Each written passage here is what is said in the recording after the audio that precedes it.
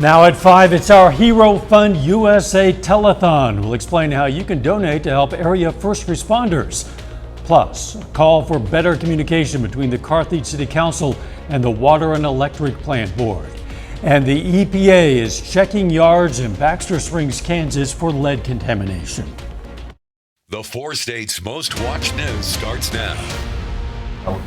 Get out your phones. Our Hero Fund Telethon is underway. It's First Responders Giving Day, so we're giving you a chance to give back to those who dedicate their lives to our community. Your donation will help to pay for equipment they need, such as bulletproof vests, firefighting equipment, water rescue equipment. Our phone lines are open with volunteers from Arvest Bank and the Neosho Police Department taking your calls. You can call or text right now. You'll find the numbers on your screen. This is KOAM News at 5. I'm Dow Quick. We're going to check back in on the telethon in a bit, but first some of today's top stories. MoDOT says the I-44 bridge near Fidelity, Missouri is now repaired and all lanes and ramps are open. The bridge was damaged last month, you might recall, when an oversized crane went under it on Highway 59 and struck the bridge's girders. The girders and concrete surrounding them were damaged, but MoDOT engineers at the time determined the bridge to be structurally sound. Still, it needed repairs, which are now complete.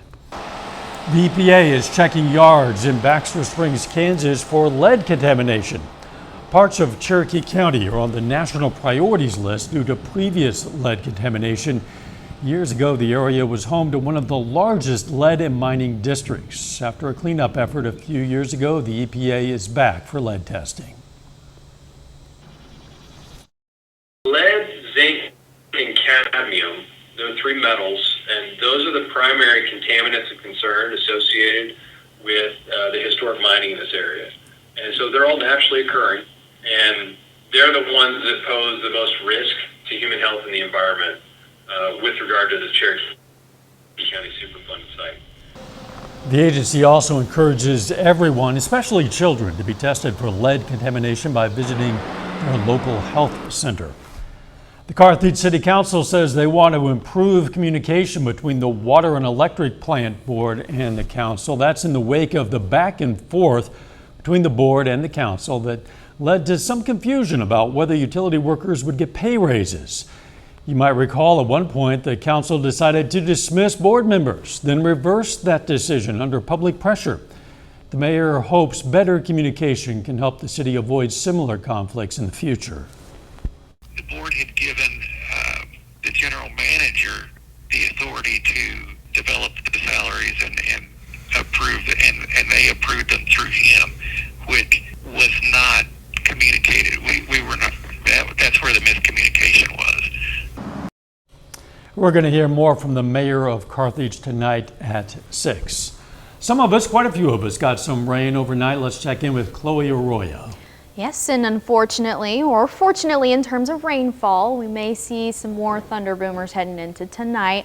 Another nocturnal storm in our atmosphere or environment looking pretty sustainable for that with our warmer temperatures and higher dew points. We're currently sitting into the 90s, lower to mid 90s, Fort Scott 95, as well as Joplin, Miami 92, Neosho, you're at 93 degrees right now. So we're still pretty toasty for today, but heading into later on tonight, here's a look at our chance for some severe weather. Now, it's nothing compared to what we saw last night. It'll be a little bit less compared to that. Timing anywhere from 1 a.m. to 10 a.m. The biggest threat anywhere from wind to heavy rainfall, especially into the morning hours. Coming up here in a bit, we're going to talk more details in terms of the timeline as well as the drought update and when the temperatures are going to reach triple digits again. That's all coming up here in a bit. Catch you in a few. Last night's storms did leave some scattered damage in Carthage. A number of trees and limbs are down. This is video from a neighborhood near 162 Road and Oak Street in Carthage. Across the state line, Crawford County, Kansas reported a number of water rescues as well. If you haven't already, now is the time to call into our Hero Fund USA Telethon. Let's check in with Shannon Becker with the volunteers who are taking your calls. Shannon. Thanks, Dow. We're here in Pete's Phone Central and the Hero Fund fundraiser. It's the inaugural one we're having here at KOAM, and it's raising money for local first responders for equipment that they asked for grants.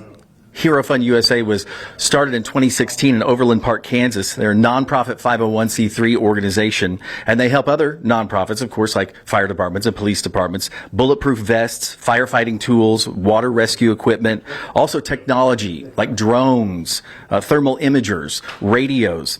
They provided funding to more than 65 departments across Missouri and Kansas, and there are numbers at the bottom of your screen, and you can call right now and be a part of the money that stays here local. We'll talk about Neosho Police Department and how they benefited with their patrol cars coming up in the next 10 minutes.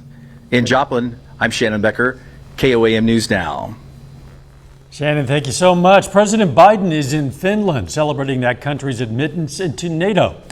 Finland has the largest border with Russia of any NATO member, making it a key new piece of the alliance. But the move might not have happened had Russia not invaded Ukraine. This week, President Biden and allies made clear that Ukraine also has a pathway to NATO membership after that war with Russia is over. Still ahead, a more convenient option for birth control. For the first time in the U.S., a birth control pill is approved for sale over the counter. I'm Bradley Blackburn with why the FDA says it's safe to use without the supervision of a doctor. And later, Hollywood actors join writers on their picket line in another blow to the entertainment industry. In the meantime, our phone bank is taking calls for your donations to Hero Fund USA. Call right now.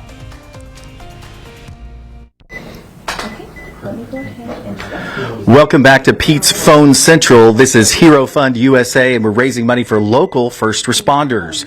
We're here also with Lieutenant Mike Whitehead. Now, Mike, Neosho Police Department, tell us, you requested a grant from Hero Fund USA a couple of years ago. Tell us, what did you guys request? We needed partitions for a new model vehicle we were starting out with, the Dodge Durango. So what does that mean, partitions? Explain that to us. It's the cage that separates the police officer from the prisoner and the prisoner from the cargo area. So when you buy a new vehicle like that, tens of thousands of dollars to outfit it, to be ready to use, right? That's correct. So did that help your all's budget by not having to pay for the cage? Absolutely. It's a big help. Yeah. Good. And you're still using it today? Yes, we are. All right. Well, thank you for coming. Thank you for being a part, all right? You're welcome. All right. That's Lieutenant Mike Whitehead from the Neosho Police Department. This morning we talked to Montgomery County Sheriff's Office. They have a drone that they're getting ready to purchase with Hero Fund USA money. And then also, the list goes on and on. You can be a part and support local police agencies right here in our area with Hero Fund USA. Remember, the number to donate is at the bottom of your screen. It's 888-620-4869. Back to you, Dow. Absolutely. Thank you again for your donation. You have a good rest of your day. Shannon, thanks. Topping today's Health Watch, federal health officials have approved the first over-the-counter birth control pill. Today's FDA decision means once-a-day O-pill can be sold without a prescription. As Bradley Blackburn reports, the approval comes as some states have passed laws that restrict women's reproductive rights.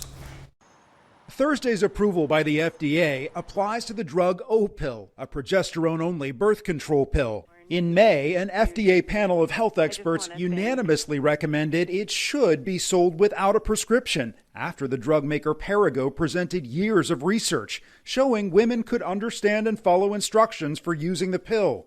It needs to be taken every day at the same time within a 3-hour window. This pill was approved for prescription use in 1973. Kelly Blanchard helps lead Free the Pill, a coalition of more than 200 groups that have advocated for over-the-counter birth control for 2 decades. This is really important for all of our communities to be able to access contraception, again, without the hurdles of a prescription, for example, needing to have a doctor to get a visit, take time off work, get childcare. O-pill is expected to be available early next year. The drug maker has not yet shared its over-the-counter price.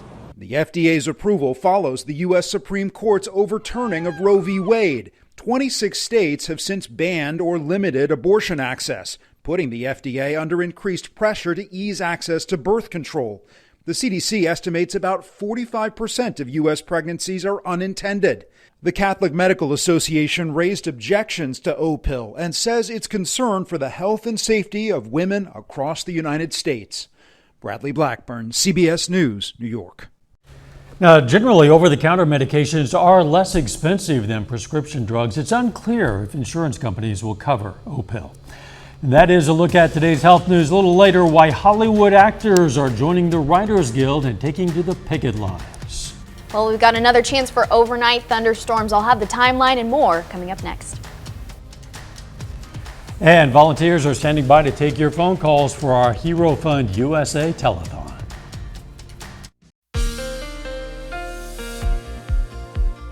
Well, it sure has been a toasty one as usual for this month, and it's also been muggy. We actually reached a couple of records in Oklahoma in terms of dew points. Here's a look at our Indigo Sky and Casino and Resort just west of Seneca, Missouri. We've got a couple clouds entering into the picture. This is going to continue to persist heading into this evening. Temperatures right now pretty hefty in the 90s right now. Joplin 95, Stockton you're at 96, Neosho and Anderson at 93, Chanute you're at 95 right now, so we're still staying pretty toasty. The dew points are still pretty up there as well, so it's feeling really muggy outside. We're still in a drought, especially off to our west. This is where the area of concern is the most prominent, but we have calmed down just a hair. Just for example, Wichita was in the exceptional range and is downgraded to the extreme range, which is still pretty significant, but still something that we are thankfully seeing some relief from the rain that we've seen in the past week or two. We'll continue to see that tonight as well. Our low tonight, 73 degrees. We'll see lots of precipitation enter into the picture late tonight into early Friday morning. In fact, we have a chance for some severe weather. Nothing compared to what we saw yesterday. In fact, the tornado risk is pretty much at a zero at this point. We really shouldn't be seeing any type of rotation. But the biggest threats have wind and heavy rain. The timeline on this, anywhere from 1 a.m. to 10 a.m. This will be most prominently a little further south into northeastern Oklahoma as well as northwestern Arkansas. So that's where we're going to see the biggest threat. Here's the timeline on this. See a couple scattered showers. We're actually seeing some right now, and we'll continue to see that into the evening hours before we see a line begin to develop. This is around 3 or 3:30, so late tonight. A lot of people will already be asleep at this point. That's going to continue to develop, and on the back end of that, we'll see a line form with that and push through the region. This is going to be very widespread as you head into the morning hours. So if you're on your morning commute to work, that's when it's going to be really prominent, and we'll continue to see those heavy bands of rainfall. So give yourself ample time if you're driving to work early in the morning, but as we head into after about 9 a.m., we'll see that begin to clear out. And by lunchtime, we'll just be left with some clouds and temperatures in the 80s, so a little bit cooler than what we have been seeing, especially with the 90-degree temperatures that we've got going on right now. We'll warm back up pretty swiftly into the lower 90s heading into tomorrow afternoon. Here's a look at the expected precipitation that we'll see. Across the board, we'll see a little bit more, anywhere from 2.5 to 4 inches in the red, so pretty significant heading a little further south, but much needed rainfall that we're seeing above all from this storm system. And we've already seen quite a bit in the month of July, and we're only halfway there. It's only the 13th, so thankfully we'll be on track to be a little bit on the above average side in terms of rainfall heading into the rest of the month. Here's a look at your 10-day forecast. We've got precipitation today, and then that'll be left over into tomorrow as well as Saturday. We'll see a chance for some showers here and there, especially in the early morning hours, and then another chance on Monday night. But look at those temperatures really warming up into the upper 90s, into the triple digits by the time we get to Wednesday. So on that warming trend again, unfortunately. And boy, it is muggy out there. You can feel that oppressive mighty muggy. Some folks had dew points in the 80s. Just crazy. You know, yesterday my dad's glasses, he stepped outside and they immediately fogged up. That'll happen. Yeah. Thanks, Chloe. Of course. Coming up, we're going to check back in with our Hero Fund USA Telethon. Be sure to call or text the number on the bottom of your screen. Give what you can. Welcome back, KOAM News Now. We're in the Pete's Phone Central for Hero Fund USA. Local money stays here to help first responders. Maria from Arvest Bank is here with me. Going to read some people we got to thank. Jeremy from Joplin, thanks for that $10 donation. Yvonne from Joplin, $30. Who do you have there, Maria? I have Arlene from Cherryville with a $25 donation. And then Zeke from Joplin with another $25 donation. And then I have Ann from Joplin with a $100 donation. Yeah, thank you so much. Keep those phones ringing. More, William from Webb City, $25 one time. And then also Shirley from Loma Linda, a $50 donation. You can make a donation right now. Make a difference with first responders right here at Hero Fund USA. They're a nonprofit organization, and I like to say they're a for-profit organization. They profit first responders, right? With great equipment to help you, the public. So call 888-620-4869. Shannon, thanks. Topping today's Consumer Watch, and another blow to the entertainment industry. The union representing actors will be on the picket line tomorrow after failing to reach a deal with the major Hollywood movie studios. This new strike is in addition to the Writers Guild strike that began in May. Chris Holmstrom reports from Los Angeles. Hollywood is grinding to a halt after SAG-AFTRA, the union representing thousands of actors, voted to strike. We had no choice. Fran Drescher, star of The Nanny, is the union's president. I cannot believe it, quite frankly. How far apart we are on so many things. How they plead poverty, that they're losing money left and right when giving hundreds of millions of dollars to their CEOs. Many members of the union had already been on the picket line supporting the Writers Guild, which has been on strike since May.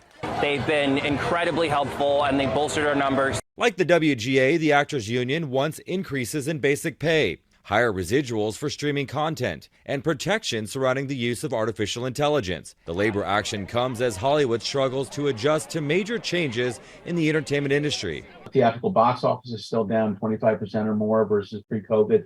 Linear television, broadcast and cable is dying a slow death. Audiences are shrinking and aging out of the advertiser-friendly demographic. And finally, in streaming, it requires enormous capital to compete with Netflix and build a worldwide competitive scripted television channel. In a statement, the Alliance of Motion Picture and Television Producers wrote, "We are deeply disappointed that SAG-AFTRA has decided to walk away from negotiations. This is the union's choice, not ours," adding the move will deepen the financial hardship for thousands who depend on the industry.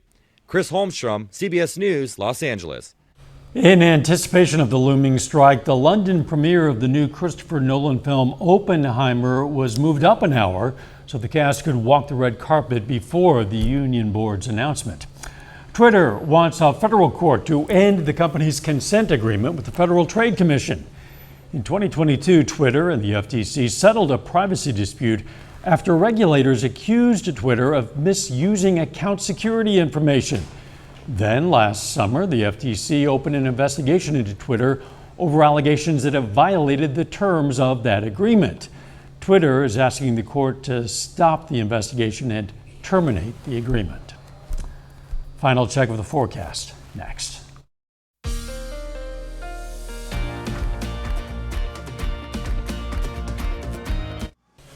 Up next on the CBS Evening News, to rent or to buy? We're going to look at what's better for your wallet when looking for a home. Then on KOAM News at 6, we're going to have more on the relationship between the Carthage City Council and the Water and Electric Plant Board. Plus, authorities arrest a man wanted for the theft of tens of thousands of dollars worth of copper wire from an area internet provider. And we're going to check the annual Nitro Chaos Drag Race at Mocan Dragway. Stay with the CBS Evening News and then KOAM News at 6. All right, let's take another look at the phone bank for our Hero Fund USA telethon. Time is running out to donate. The telethon's going to end at 6:30 this evening, so if you haven't donated already, we urge you to get out your phone and your credit card. Please dial the number at the bottom of your screen. The money again goes toward helping to fund area first responders with the equipment they need to help us. Such an incredible cause. It is indeed. More rain chances ahead, Chloe. Sure are, especially heading into tonight. Be sure to stay updated with that. We'll also have a chance Friday and even Saturday before those temperatures skyrocket midweek next week. All right. Thanks for joining us. CBS Evening News is next. And of course, we're going to be right back here for KOAM News at 6. See you then. Let's make it a great evening.